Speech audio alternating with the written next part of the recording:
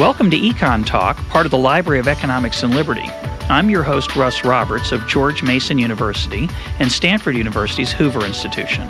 Our website is econtalk.org, where you can subscribe, find other episodes, comment on this podcast, and find links and other information related to today's conversation. Our email address is mail@econtalk.org. We'd love to hear from you.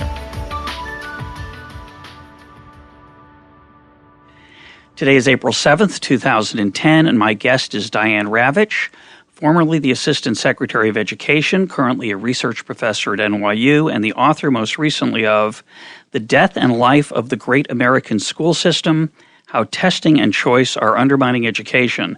And that book is our topic for today. Diane, welcome to EconTalk. It's great to be with you, Russ. So your book opens with a very broad brush and very illuminating account of some of the reform movements of the last century or so. What were some of those ideas and what happened to them in the United States? Well, I've been writing about education and history of education for about 40 years. I got my doctorate at Columbia 35 years ago. And what I've always noticed from the very beginning was American education always seems to be in crisis, and the crisis talk is used to drive some particular change. In the beginning of the 20th century, it was progressives who said we were in crisis because the schools were too traditional and there needed to be more progressive, active, hands-on curriculum. And, you know, we've heard this time and again throughout the 20th century.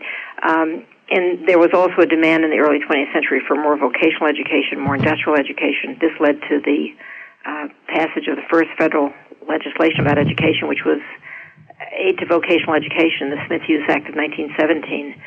During the 20s, the great crisis was the lack of seats because we'd had this huge torrent of immigration from all over Eastern Europe, and not enough seats to fill them, to house the kids who were coming into schools. So there was a big boom in school construction in the 20s, but in the 30s, the demand was twofold. One is the curriculum was too rigid. I mean, we always hear this: the curriculum is too rigid, it's too traditional. We should be teaching kids to be out in the world and learning about the real world, because we're in a depression now, and even the little kids have to put their shoulders to the wheel and learn about the real world.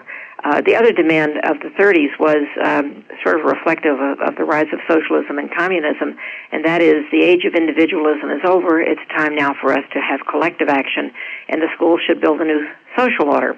This is something a modest task. What? A modest task. A modest task for school children, indeed, and for school teachers, for that matter, who are having just enough trouble teaching kids to read, write, and do math, let alone build a new social order. But I wrote about all this in a book that I published 10 years ago called Left Back, which is a history of the 20th century.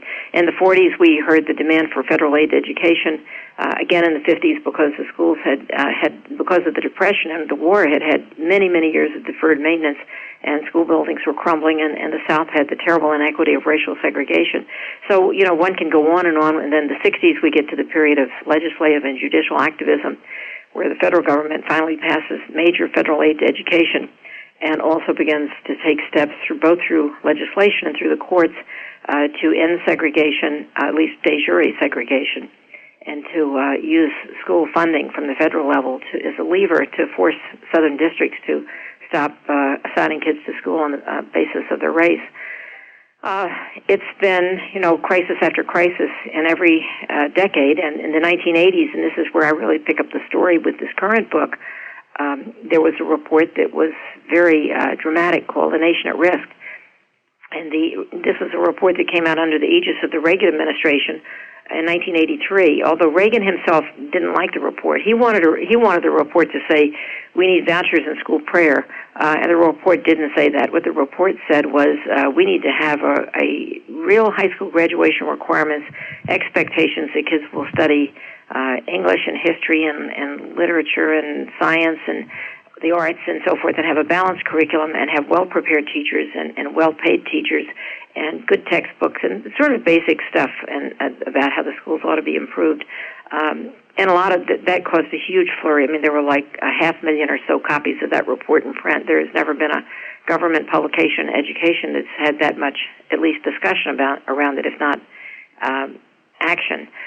And so that pretty much set the agenda. It said our nation is at risk. There's a rising tide of mediocrity. We got to do something. Then we have the first President Bush, whom I worked for, although I didn't work for him in the beginning, he convened all the governors and said, we have to have goals for education.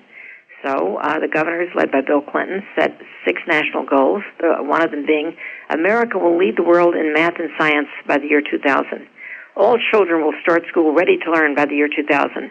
Our graduation rates will rise to 90% by the year 2000. We have not reached any of the goals that were set for the year 2000. It's now 2010. We've sort of forgotten about the goals panel and all of that stuff. But this was also a point at which, in the early 90s, there were great demands for, well, maybe the answer is choice. John Chubb and Terry Moe wrote a very powerful, influential book called Politics, Markets, and America's Schools, where they said that the reason achievement was low was because we had these terrible bureaucracies and unions, and they stood in the way of improvement. And so they recommended vouchers and choice, and they said that they wanted to suggest that choice itself was, in fact, a panacea, and that with more choice we would see dramatically rising achievement in education.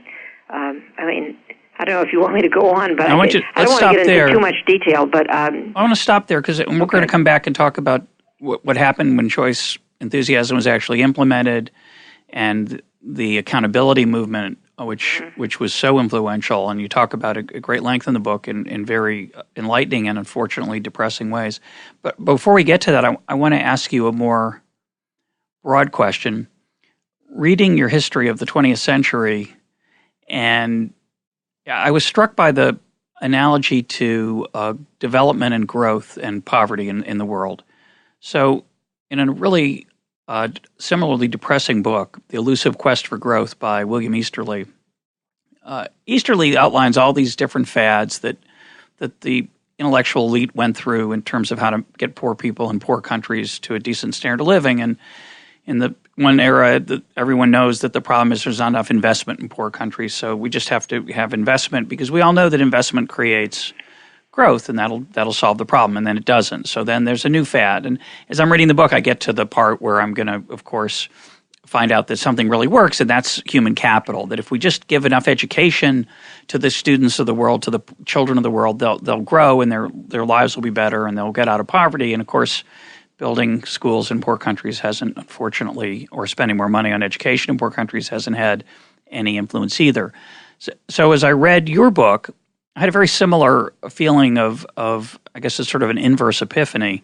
A new fad comes along in national education theory that's going to solve, finally, get us out of the crisis, get us out of mediocrity. Mm-hmm. And of course, it never does. It doesn't solve the in-the-trenches classroom experience of a passionate, experienced, motivated teacher in front of a group of excited and sometimes bored, but hardworking if they want to be kids. That's right. The only way we know to get children to learn and think. They have to have first-rate teachers with a great curriculum, which you talk a lot about, I think, very well.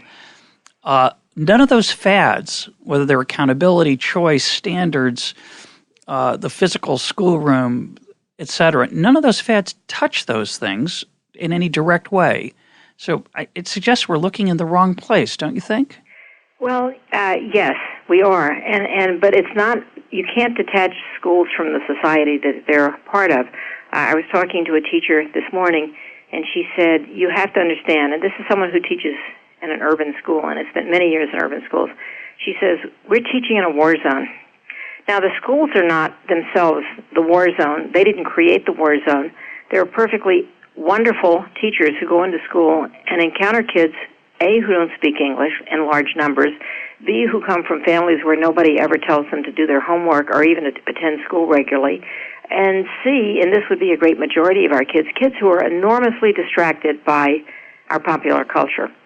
There was a report that came out a few months ago from the Kaiser Family Foundation that I found very shocking that said the average child from ages 8 to 18 spends 7.5 hours a day with electronic devices. Oh, yeah. That's way more powerful than the hour or few hours with a teacher. Yeah. So the teachers are fighting against the popular culture. They're fighting against families that are, in many cases, either dysfunctional or neglectful or not putting any effort into doing their share. And they have kids arriving who in some cases really want to learn and are motivated and eager, but in a lot of cases are just not interested. They don't see the point. They didn't get any sleep the night before. They don't come to school right. I mean, there are all these problems, and we're somehow supposed to ignore them and say, in this utopian way, oh, well, by the year 2014, 100% of our kids will be proficient, or we're going to close your school and fire your staff. I mean, that seems to me, whether you're an economist, a sociologist, or just a parent, an ordinary citizen, we're in a national era of madness about our schools. And it reminds me of somebody, comes in with, chest pains, and they chop off the person's foot because, well, the foot didn't look so good. It's obvious to me that while our school system has some serious institutional problems, most of the long-term trend in school performance is not the school's problem. It's these cultural issues. Well, it's also driven by demography. Yeah. I mean, it's in some interview recently, this is one of the networks, they kept asking the same question over and over again. How are we going to raise achievement? How are we going to raise achievement? And I finally said in desperation what is probably the truth, which is if we could figure out how to eliminate poverty and also close off all immigration, I'm not recommending the second. I'm just saying that as long as we continue to have a steady inflow of non-English speaking kids, we're going to have low performance on test of English. I mean, that seems like an obvious thing. And if you want to look at, let's say, 50 years of social science research or longer, the single most reliable predictor of educational achievement is socioeconomic status. Yep. And college-educated parents tend to pass along their advantages to their kids, and poor parents don't have those advantages to pass on, which doesn't mean that everybody is destined to go in their parents' footsteps, but the odds are not with them. Yeah, although we know the exceptional occasional school or school teacher who can manage to overcome those challenges. But they can overcome the odds, but the odds are not in favor of poor kids making high scores and rich kids making low scores. That's not where the odds are. Well, let's go to the last 20 or so years that we stopped at, and I want to talk about the two issues you focus on in great detail in the book, accountability and choice, two movements that you initially embraced and have come to reject. And it's the honesty of the book's very impressive and moving, actually, to me, as someone who thinks a lot about what I believe in and what I favor. So I really enjoyed that part of the book. Let's start with accountability, which, again, on the surface seems like a no-brainer. Certainly schools should do a good job. And so what happened politically and in the trenches with accountability over the last 2 decades? Well, the accountability movement begins, I'd say, in the 1980s, and part of it has to do with the nation at risk, where people say, well, we have to have a way of measuring whether we're going forward or not, going backward. So all the governors and all the key policymakers are agreed we have to measure. Seems reasonable. And the Southern governors put out a report called A Time for Results, and they said, they said to the schools, we'll give you more flexibility and autonomy if you give us the measures. Sounds reasonable. Everybody understands measures. The question is, how good is the data? And that comes a little bit later. First comes the great passion for accountability, and I was very much in favor of it. Fortunately, I didn't write any books about it, and so whereas I've changed my mind about these issues, I have to say I don't recant anything or reject anything that I've written in, whether it's Left Back or The Language Police or The Great School Wars. Or I've written a lot of books, and none of them are, fortunately, about the issues that I now find to be leading us in the wrong direction. But I wrote many, many articles about merit pay and charters and accountability and how testing could drive improvement. What I didn't understand was, and I guess, people have said to me, how could you have been so stupid? Anyone who worked in the classroom knew this, but I didn't. You weren't alone. What? You weren't alone. I wasn't alone. I mean, Teddy Kennedy was the biggest Democratic supporter of No Child Left Behind, and almost 90% of the Democrats in Congress voted for it. So it wasn't that I was out there by myself and I wasn't an architect of No Child Left Behind. So, there was a kind of a national agreement, at least in 2001, 2002, that measuring would somehow take us forward. But then, over time, as I watched what was happening, I saw what, the most extreme critics had predicted, but I wasn't wise enough to see. First of all, that if you're only measuring reading and math, basic skills, grades 3 through 8, that's all you're incentivizing people to teach. And if you have high stakes attached to them, as they are now, then they are increasingly incentivized to teach only those subjects And if you're only teaching basic skills, you're not teaching the arts and science and history and geography and literature and everything that an educated person like myself would say was part of a good education. So rather than getting a good education, we're only getting an emphasis on basic skills. And the irony is we're not even making progress on basic skills. You say an educated person would all say those are important. I think every parent, virtually every parent, would say the same thing. Right. Certainly, you want your child to go to school and only master test-taking skills? That's really what it's about. Or even just mastering math and reading, which are very important. No parent thinks they're unimportant, but they certainly want their kids to learn some history and to learn to appreciate art and maybe be great at it if that's their gift. And so it is a... Well, I'm sure someone would bring up a public opinion poll and say, parents don't care about that. They just want their kids to be able to get a job. Yeah. But if all you have is the basic skills, you're handicapped in terms of being able to go to college. You're handicapped in terms of being able to, let's say, move up the social scale because you're really trained for low-level work. And the irony of all of this emphasis on basic skills is we don't really see the emphasis reflected in rising test scores on the only test that I consider to be a valid measure, which is the federal test, which is the National Assessment of Educational Progress. And I served on that board for 7 years, and I think it's a very good test. And the irony, again, another irony, I'm not against testing. I think testing is very useful as long as it's used for information and diagnostic purposes. I just think that when you begin punishing people for not getting the right scores, you warp the testing, you warp the accountability, you warp the whole thing you're trying to measure because people will give you the scores and the scores will be meaningless because they cheat. What you do is induce institutionalized fraud. Yeah, no, the book has some wonderful examples of that, and I encourage everybody to read the book if only for that, because it shows what's going on behind the headlines. The headline is New York City shows improvement. They've redefined what level 1, the lowest level is, and that's one way they get improvement. They literally cheat, of course. Also, there's actual fraud, right. But the fraud is subtler. It's right. Well, in case of New York City scores, when they found that. The mayor took charge in, I think it was he was elected in the fall of 2001. He took over the schools in 2002. And when the scores came out for 2003, and I'm trying to remember, the chronology was such that there was a big jump in scores right at the time that he took over, but he hadn't done anything yet, hadn't introduced a single program. But you got to wave that around. Yeah, but later, it was like 2 years later when they realized that they were not getting big gains, they started taking credit for the year before he implemented his program. And they have still to this day, take the baseline, is the minute he took control before he had even decided what he was going to do. Well, that's how skilled he was. The children got smarter just from knowing that he'd be in charge. Well, see, of course. It was the name on the door that did it. Yeah. But see, this is the thing about why I'm not antagonistic either to business or to capitalism. I would not live in any other society. I love living in a free market society. The problem is you get these Enron-style accounting methods where the business is doing spectacularly well right up until the day it goes into bankruptcy.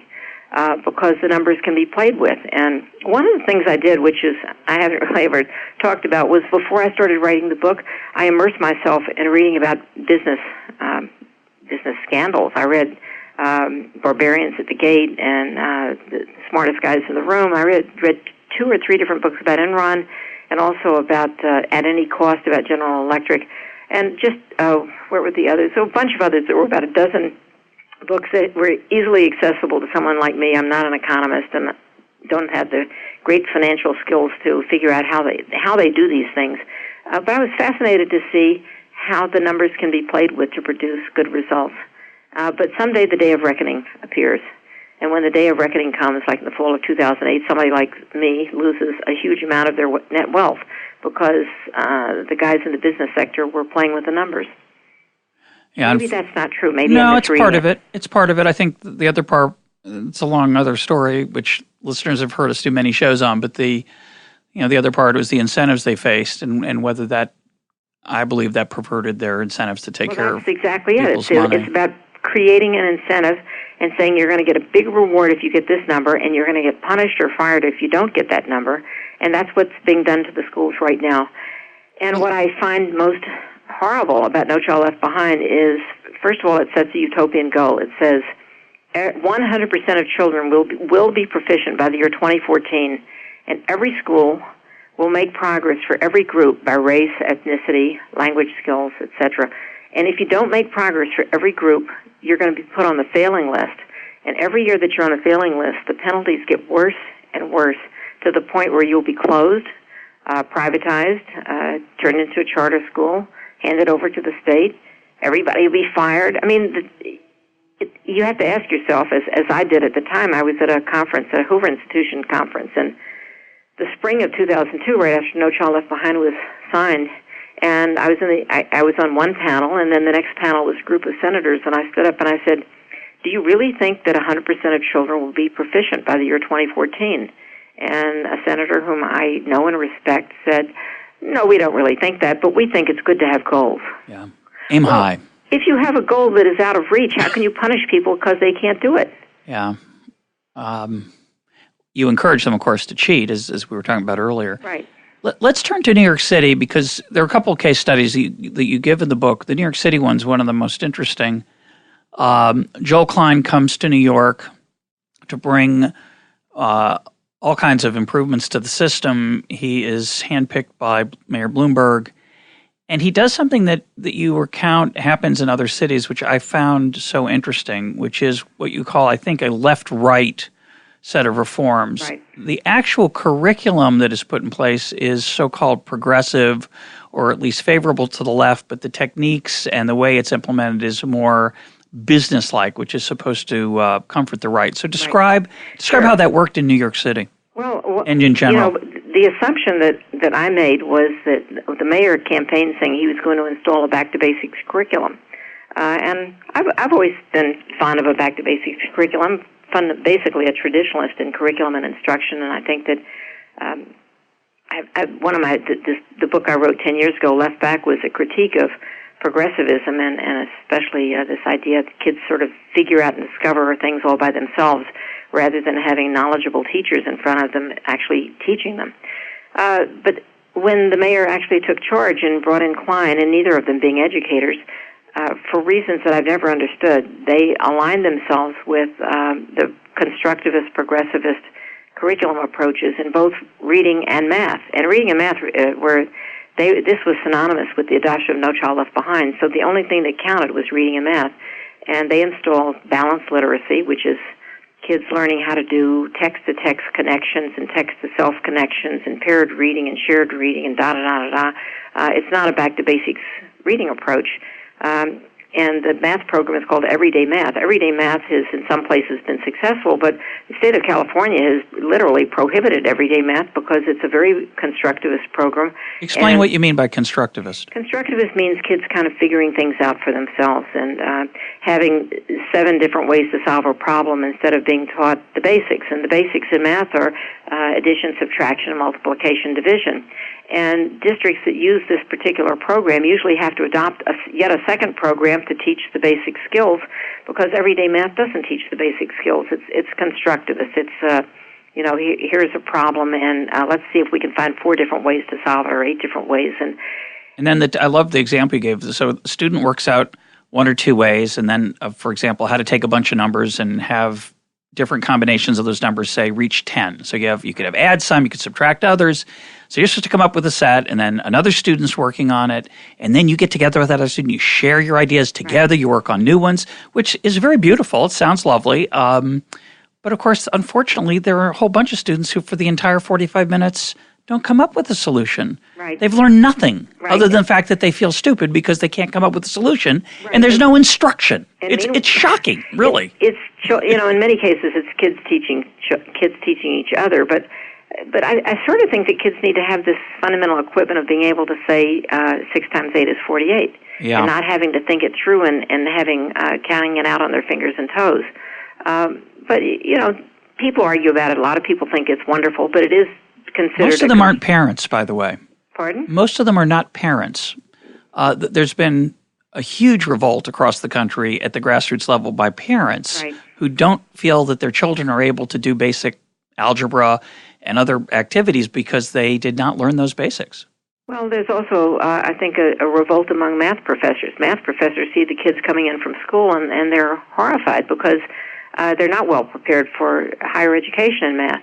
So, these are important things, but nonetheless, Bloomberg and Klein, for whatever reason, decided that they would go with the teachers' colleges, the ed schools, and at one point there was actually a group of reading professors who did not like the balanced literacy approach, and they wrote a private letter to Joel Klein, and there were 7 of them, and they said, "We think that this is a mistake. We urge you not to adopt this program. It's never been tried and proven successful, particularly with the students in our schools who are coming from in most cases, very disadvantaged and poor homes. They'll not be able to do well with this." And his response was that he got a letter from 100 education professors to say, "We love your choice. You made exactly the right choice." And some of these, I looked at the list of the people who signed on, and they were like professors of nothing having to do with reading. So the 7 eminent reading people were discounted, and the 100 who were teaching a million and zillion other things reconfirmed his decision he had made, and that this was right. Well, in 2007, the national assessment scores came out showing that New York City made 0 progress in reading from 2003 to 2007. We'll be having test scores come out again probably in the next few weeks. And I think they'll probably be flat because New York State was flat. So if New York State didn't make any gains in the last 2 years, it seems likely that New York City didn't either, in which case we will have had no progress in reading from 2003 to 2009. Well, even a student of everyday math knows that 100 is greater than 7. So 100 signatories outweigh 7. Right. I think you also pointed out that some of the signatories, one of them, the lead one, in support of Klein, got the contracts to do the training. and that happened with No Child Left Behind. There was all kinds of the Washington Post reported on this, which most people never noticed, but Washington Post reported that the No Child Left Behind generated a whole set of new curricular materials that unfortunately were produced by someone with ties to the Department of Education, at least formerly. One of the sub-themes of your book, which I think is particularly depressing, is the explosion in teacher training, consultancy, and other benefits. In the testing industry and the test prep industry. I mean, the test prep industry is now $1 billion industry, and maybe that creates jobs, but it's the wrong jobs. Instead of pumping all that money into preparing kids to take tests, they should be getting instruction. This is all a great diversion and a distraction from good education. So, the obvious thing that people said when No Child Left Behind was passed was that, oh, this is bad. It'll cause teachers to teach to the test. And the response to that, which is a reasonable response, is, well, but if it's a good test, that's not bad. It's there's some basic fundamental things we want people to learn. But as you point out, not only did that corrupt the whole test design process, the whole collection of data, the cherry picking of students from certain schools, and abusive data analysis, but it also, as you said, focused everybody on reading and writing, and math, which again are incredibly important. They weren't even good at that. That's what's extraordinary. It would be a depressing enough story if, because of this focus on reading, literacy, and mathematics, that's all students got good at. They didn't even get good at that. It's an incredible tragedy. Right. Well, you can look at the NAEP test scores, which again, they're federal tests. It's scientific samples in all 50 states and across the nation. And what they show is that the gains in math were larger than the gains before No Child Left Behind than they have been since No Child Left Behind. In reading, there have been no gains at all. There have been small gains in the 4th grade. In the 8th grade, where the kids have been taking the test every year from 2003 to 2009, it's a flat line. And it was, in 1998, the scale score in reading was 264. In 2009, the scale score for 8th graders was 264. Zero improvement. And as you point out in the book, there are many ways that the city made it look like their own tests were showing improvement. But the state tests kept going up, and the state tests were just, I don't want to put too strong a term on it, they just weren't accurate. I mean, not only were they not accurate, the state officials lowered the cut score. The cut score is where you set the passing mark. They lowered the passing mark. How surprising. So let's move on to the next reform, which is one I'm very sympathetic to, although as I read about it in your book, of course, it turns out that in practice it didn't work out as well as some of us who liked it would hope, which was the choice movement. Mm-hmm. So the choice movement, as you point out, really begins 1955 with a paper by Milton Friedman suggesting that competition among schools for the best students, or for any students, that the fact that a school could fail, the fact that you'd have to attract students, that we should let students and parents vote with their feet and give students and parents vouchers. The way that happened in practice in the the 90s and the 2000s didn't quite work out that way, and in particular didn't work out very well in terms of accomplishment, either because the idea of it is wrong, which I have trouble accepting, but let's put that to the side, but certainly the way it was implemented didn't help. So talk about what the choice movement actually did in practice, which there was a lot of enthusiasm for it, as you point out. Well, I was enthusiastic about choice because I hoped it was a way of reaching the kids at the bottom and lifting them up. But what's happened is that, first of all, vouchers have been stymied by the fact that many states have state constitutional provisions prohibiting any public funds to sectarian institutions.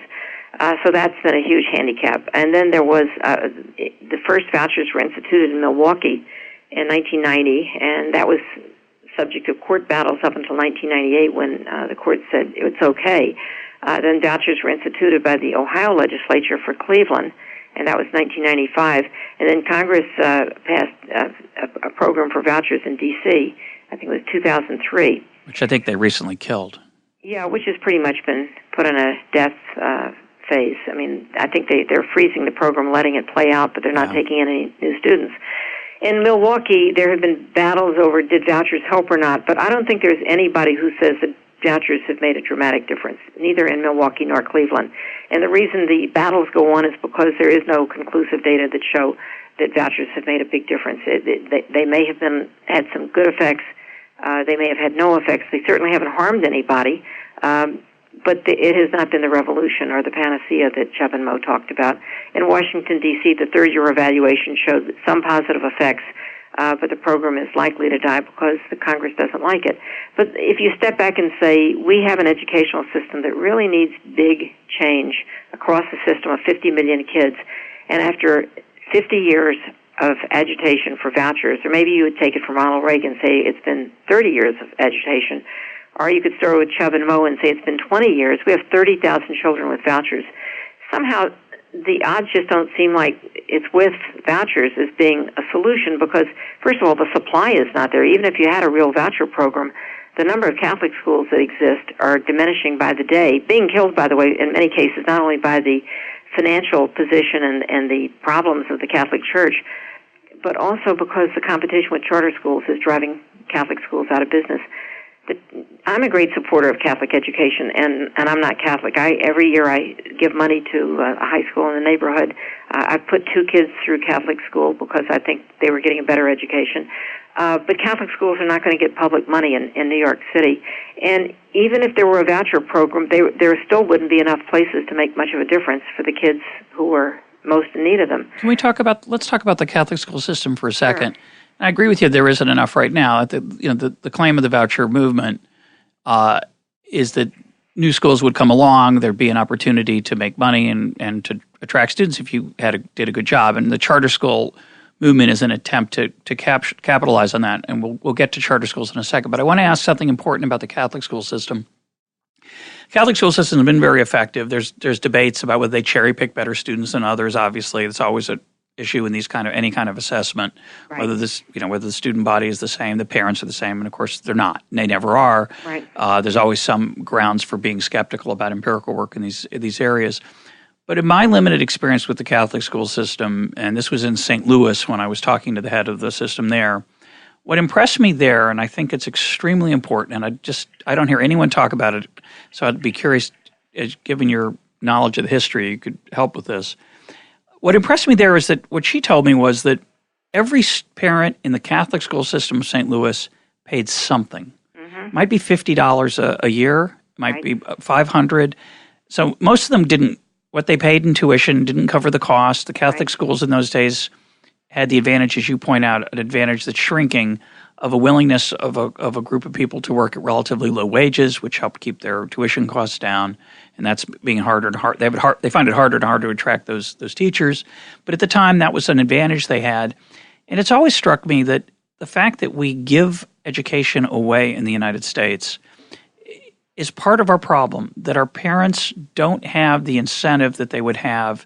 I don't know whether it's psychological, whether it's literal, but when you get something for free, you don't value it as much as if you pay for it out of your own pocket. Do you think that's important? And I think that that's probably one of the keys to the success of Catholic schools, although I think they have many other keys to their success. I think their most fundamental value is what makes them successful, which is that the people involved in Catholic education have a spiritual commitment to each child. And I've heard this again and again from Catholic educators. They say each child is a child of God, and we will do whatever we can to help that child. And if the child comes to school hungry and homeless, we'll find food and we'll find a home. And we'll do whatever it takes. We'll stay as long as we have to help that child because, we have a sacred responsibility. I don't know how you translate that into a public system. It's not scalable. That's true. It's not. But it works. It's an important aspect of the success of the success we do have. Yeah. The school that I have helped every year, I send a check to St. Joseph High School in downtown Brooklyn, and the kids there are all impoverished, and they have a graduation. They don't have kids kicked out. They don't have kids drop out. They graduate probably in the high 90s. And most of their kids go on to some college. They're not going to Harvard, Yale, or Princeton, but they'll go on to local community colleges or city colleges or state universities, and they're well prepared. They have been watched over, hectored, reprimanded, and loved for the 4 years they're there.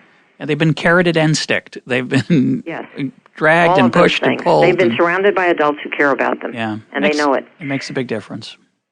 But unfortunately, with the loss of nuns and the loss of basically free labor, they're facing tremendous financial crises, and then in many of the dioceses, they're facing a financial crisis because they've been paying out such heavy fines because of the priest abuse issue that they don't have the money to support their schools.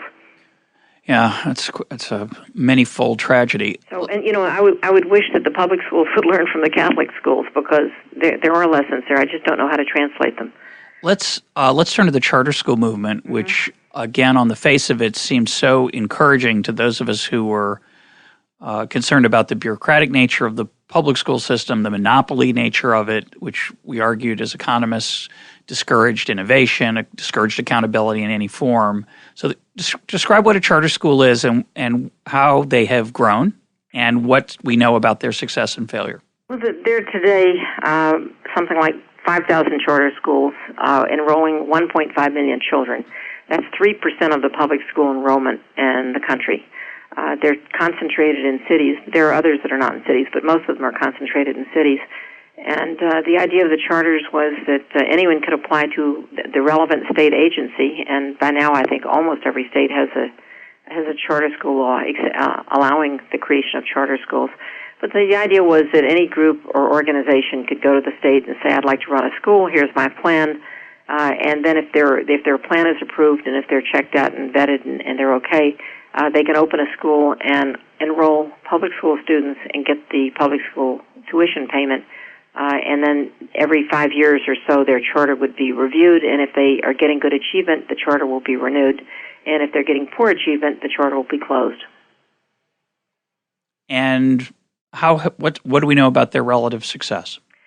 Well, I'm not opposed to charters, and while I'm critical of charters, I'm not opposed to them. I think that what we've learned, and charters have been around now. The first of them started, I think, in 1992, and the original idea for the charters came from two men, a guy named Ray Budd, who was a professor of administration at the University of Massachusetts, and Albert Shanker being the president of the American Federation of Teachers.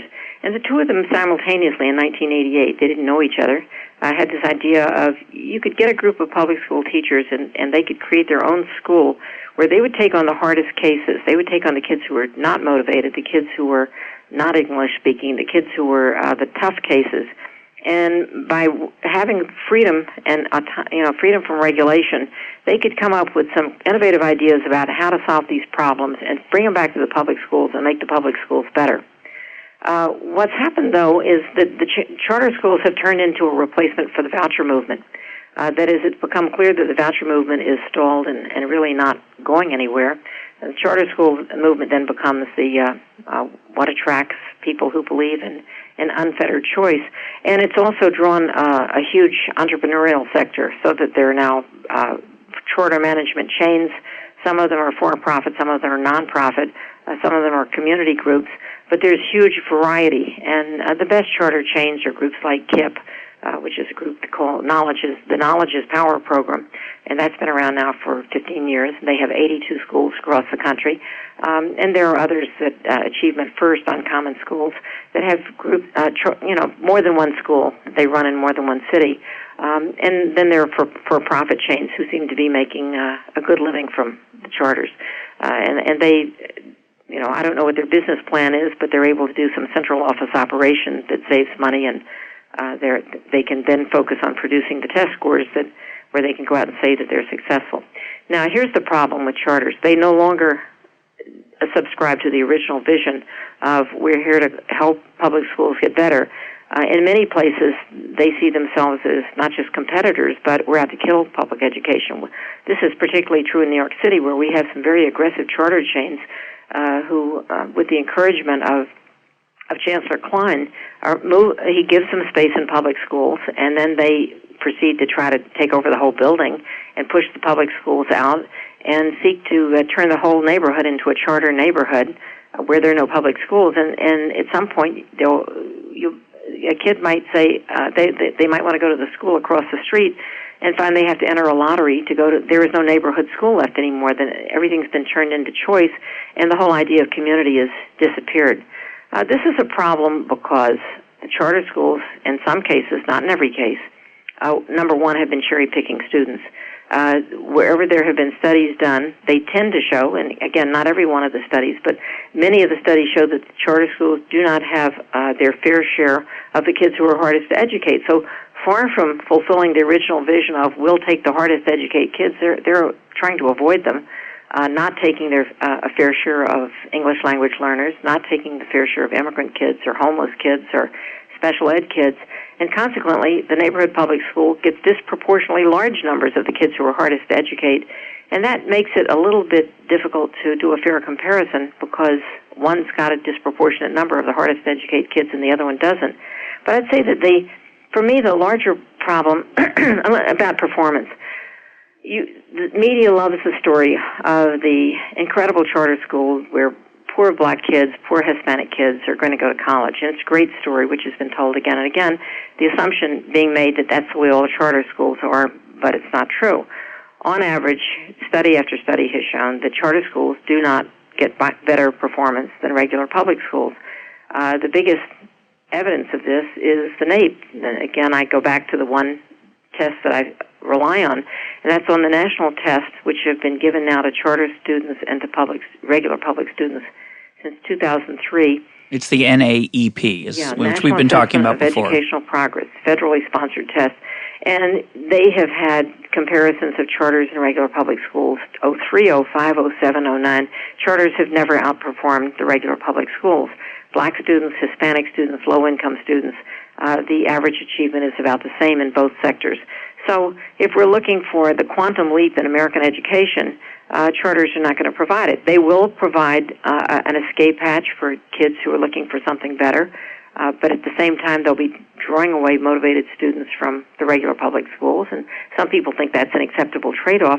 But I think the bottom line problem for me is that 97% of the kids are in the regular public schools, and it seems like all the really smart brains in this country who care about education are focused on the 3%, and nobody's thinking about what to do about the 97%. Well, let's turn to them. I guess, as an economist looking at this from the outside, my wife's a math teacher, so I'm a little bit on the inside. And of course, I've been a teacher all my adult life as a professor in various universities. I know how hard education is. I know how hard being a good teacher is. It's very time intensive. It's unbelievably time intensive, right? It's one thing to teach one child one thing, play the piano, read French, swing a baseball bat. These are all, they're time consuming by themselves. To teach 10 who are all different, who have different personalities, different learning abilities, different abilities to sit still for an hour, it requires an incredibly talented person, and it's something you don't get good at for a while, which every teacher learns, that you can actually improve. Right. Why do we think that there is any systemic reform that might help other than, and I'm going to be radical here and let you react to it, other than getting rid of the public school system? So we have 97% of the challenges, you're right, they're in the public school system. This is a system that has shown no ability, none, to improve, none, through every fad. Now, it doesn't mean that my system, which would be to get the government out of education entirely, would be better. It could be worse. It could be it's hard for it to be much worse, but it could be worse. It seems to me that the small steps we've made toward competition, the choice movement, which is mediocre in terms of its achievement, I agree, and the charter movement, which you're right, hasn't been a wonderful improvement, some improvement.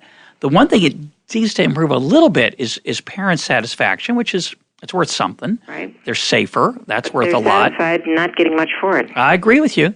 So let's turn now to, that's my solution, is to get the government out and let 1,000 flowers bloom, not because, this is important, not because of the rhetoric that you critique in the book, which I agree with you, that a school's like a business. If we introduce competition, I have no idea what the school system would look like if the government weren't running it from on high. But it seems clear to me that anything from on high will fail for all the reasons you talk about. So what can we do, either writ small or large, that might help our children? Okay. I mean, first of all, as parents, obviously you can do a lot. I mean, most education and most of the motivation for education starts at home. And there's a tendency to just forget about that and to think that schools are a black box, which they're not. So I won't go into all the ways that parents make a difference, but it's vocabulary, it's experiences, it's curiosity, it's motivation, it's turning off the television, it's doing your homework, it's all of those things. But so that's where you could start. I agree. Everyone can do that. But I think in terms of the system, I do think there are things we can do, and probably this is a propitious moment because Obama and Arne Duncan have scared teachers to death. Everybody thinks they're going to be fired, if not this year, then next year or the year after. And they've created a kind of almost a panic because they have picked up this very punitive rhetoric of No Child Left Behind. So I think it's a moment for changes. The changes I would like to see would be the ones we've always needed, and that would be to focus on, let's have a federal or state policy that we are going to have a 20-year plan to change the teaching profession. Anyone who comes into teaching should have a bachelor's degree in the subject they plan to teach, and possibly in 2 different subjects, double major, or they should be tested to show that they have mastery of the subject that they plan to teach.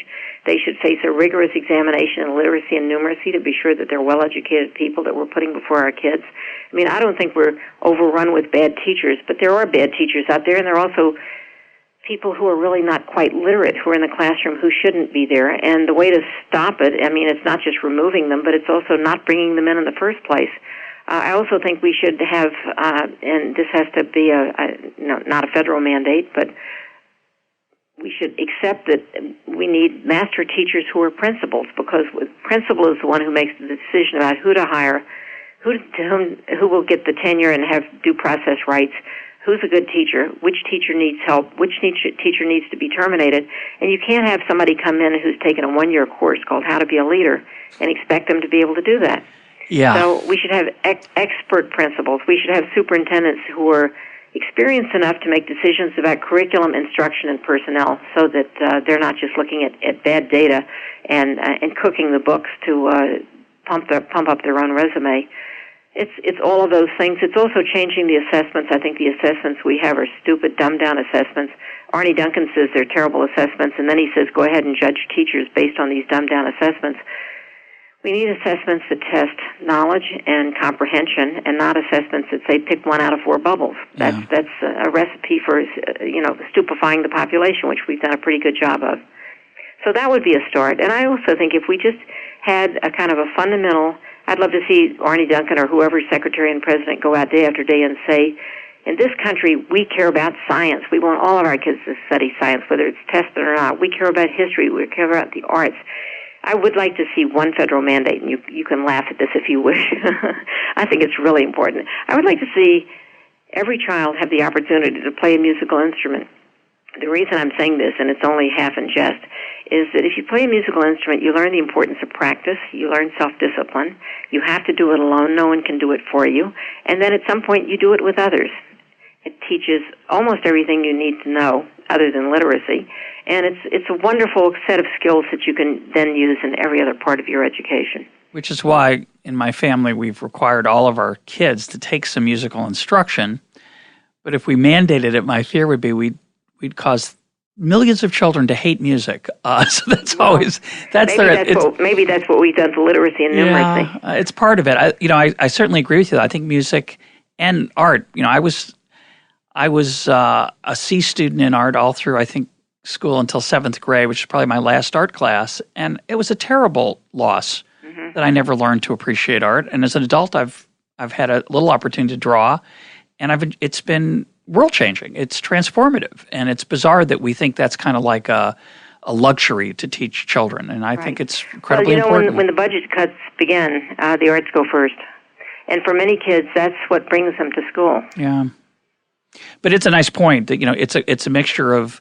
The other point I would make that's wonderful about music or art is not only do you have to practice to get better, you see it. You might, as a child, not understand that connection, but after you've drilled, you see that you get better. You can't deny it. It's not like these test scores where there's all these fudge factors and dishonest statistical techniques. Right. Every child who practices an instrument, it doesn't matter how long, more than 3 times is all it takes. If you go for 5 years, you see it. If it's 3 years, if it's 1 year, you get better. Right. Practice doesn't necessarily make perfect, but it undeniably makes better. It's a nice thing. So go back to your other suggestions. Well, let me ask you a question about one you already made. Do you think there is any value to the emphasis that we currently have in the public school system on requiring education degrees? You said you should get a major in the field you're teaching. Right. No, I'm opposed to education degrees. Is there anything that they learn there that helps them be better teachers? I mean, it's obviously very intensive. Graduate education courses can be useful if the courses themselves teach one of two things. One is classroom management. It's really hard. And that's hard. If your wife's a teacher, that's hard. Yeah. But that's something that many ed schools don't even teach that. But that's very, very important. If you can know, I have a young friend who went to an Ivy League college and has a graduate degree from Oxford, and she's brilliant, and she was a public school teacher for about 7 minutes. Yeah, they ate her alive. Exactly. The kids chewed her up and threw her out because she didn't know how to control the class, and she also didn't understand how she could take all these things in her head and make them comprehensible to a teenager. But isn't that what you should learn in an education degree? Yeah. That last part, all the things in your head and make them accessible to a teenager. I mean, what kids need or what young teachers need is the skills to be able to translate their knowledge into the terms that are accessible and turn on, get kids excited about learning. But I don't believe in undergraduate education degrees. I think that it's unfortunate. I wish that all of those institutions would say you can take the courses as a sideline, but you've got to get your major in whatever it is you're going to teach. Yeah. And people say, well, what about the elementary school teachers? I say they should get a degree too. They too should have a bachelor's degree in what they're going to teach. Oh, of course they teach 9 things, so I guess that's okay. It'll be a richer staff and a better staff if somebody has a major in music and somebody else has it in math. History, and you have a whole staff filled with people who care enough about learning to have gotten degrees in the things they're studying. Yeah, and it seems to be true that the educational degree is a fruitless requirement. Anything else? What else would you push for? Well, the other thing is that I wish that President Obama would stop using the term failing schools. I hate that term because I believe that every instance that I know of, and I'm sure there are exceptions to this, but let me see, in most instances, a school that's called a failing school is one that has a lot of kids who come in with very, very low achievement levels. They can't read, they can't write, they can't do math. And I did a study with the Hoover Institution in Florida, and I looked at reading scores in high schools, and they said they had a crisis in the high schools. But I noticed that so many kids were coming to high school unable to read. And I thought the crisis is not in the high school. The intake is bad. I mean, they're bringing kids in the high school who can't read, and then they say the high schools are failing. So I think that before you label a school a failing school, what you need is to send, I'd like to see every state have an evaluation team to go out to each school that has very low performance and say, what's going on here? You know, is it the teachers? Is it students don't speak English? Is it concentrated poverty and the kids are not coming to school because they're staying home and to babysit while their parents are looking for jobs, or they don't have parents? I mean, it's going to be a different recipe and a different situation for every school. And I'd like to see a diagnosis made, recommendations made, resources to follow through on the recommendations, and then if everything fails, close the school. But to have a program, as Obama is now proposing, of pick the bottom 5,000 and shutter them or privatize them, I think that's draconian, and I think it's highly demoralizing to the teaching staff across the country. I guess, and you have some really powerful examples in the book of in San Diego and in New York, where apparently authoritarian school superintendents and administrators of the system instilled fear in teachers and demoralized them. Right. I guess the question would be, and this is the sort of the other side of the coin, in those 5,000 schools at the bottom, whether it's whoever's fault it is, and I think everyone would agree that there are cultural and other factors than just the quality of the instruction. Are there, in those 5,000 schools, teachers and principals struggling to excel and failing, or are they just doing something else? Well, you know, I've talked a lot in this past month, especially with teachers, and visited with many of them across the country as I've traveled around talking about the book, and they feel like they're being turned into scapegoats. We have all kinds of societal problems in terms of income equality, concentrated poverty in the inner city. A place like Central Falls in Rhode Island, very poor area with tremendous numbers of kids who don't speak English, and the staff is the only one being held accountable. And I came across one blogger who said, we can't fire poverty, we can't fire parents, and we can't fire the kids, let's fire the teachers. And the teachers are feeling besieged. And, you know, I think that if you just close a school and you do it up to scale, let's say close 5,000 schools, has anybody thought through where those 5,000 new principals and hundreds of thousands of new teachers are going to come from, and will they be better? And the one example I know of, and New York City would fit in that category too, I was thinking of Chicago where this was evaluated, and in Chicago the researchers found that about 42% of the kids from the closed schools went to other low-performing schools, and on average there was no improvement. Yeah, well, I think it really highlights what I learned most from the book, but of course it also plays to my prejudice, so I want to say that out up front, which is that on the surface, well, you have 5,000 schools where the students are doing horrifically. Yes, it might be the problem of the parents and the students, but surely it wouldn't hurt to let those 5,000 new principals take a shot at it. Surely it wouldn't hurt if those teachers knew there was a chance they were going to get closed down. Surely that'll motivate them. And I think the problem with that, what I would call a market language rather than a market process, is that too often government policy takes the language of markets, which is fundamentally about incentives, which is what this is about, and then tries to graft them into institutional arrangements where there's no market process, there's bureaucracy or government mandates, and the incentives are supposed to then be tailored and tweaked so that it acts like a market because it has these incentives. And the problem is without the full range of effects, it doesn't work at all. It reminds me of the California energy market when they tried to use incentives to allocate energy, but they didn't have a market. It was a government-created market. Right. And it seems we're doing that in education, that the main beneficiaries are the people who, as we talked about earlier, who fund who create the curricular add-ons, the consulting, the training, all the bells and whistles. There's nothing that don't get to the students. Right. And yet it has the language of market, so people like me can be lured into thinking, well, they're incentives, so it's like a market. Right. But it's not. And there's no fundamental process that allows those market improvements to take place. Right. Well, I'm with you on that. And I think that if you look at, certainly in the marketplace, the bottom line ought to be results, and we're not seeing results. Although I was struck, when you say that, of course, the results that we're using to measure, test scores. Yeah, which we use to measure whatever, quote, success. But you know what? We're also using graduation rates where the kids That graduate matters. and then go into college and need remediation. Yeah. So that's not a very good measure No, I either. agree. My guest today has been Diane Ravitch. Diane, thank you for being part of EconTalk. Thank you, Russ. I've learned a lot from talking to you. Ditto.